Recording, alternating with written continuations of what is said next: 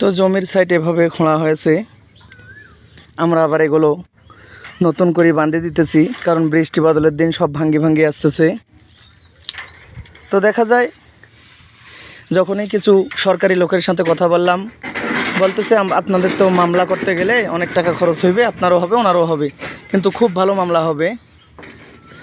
বলছে যদি কখনো আবার খুঁড়ে বা আবার মাটি টাটি তুলে, সেক্ষেত্রে বেশ বড় অ্যামাউন্টের ক্ষতিপূরণের দাবি দিয়ে মামলা করা যাবে। সেখান থেকে ওই দাবি আদায় করেই মামলা চলা যাবে। তো আমরা শেষ পর্যন্ত নিজের টাকা খরচ করি, প্রায় 10-15 হাজার টাকার মতো খরচ করে এই জায়গাটা এভাবে বাঁধিতেছি।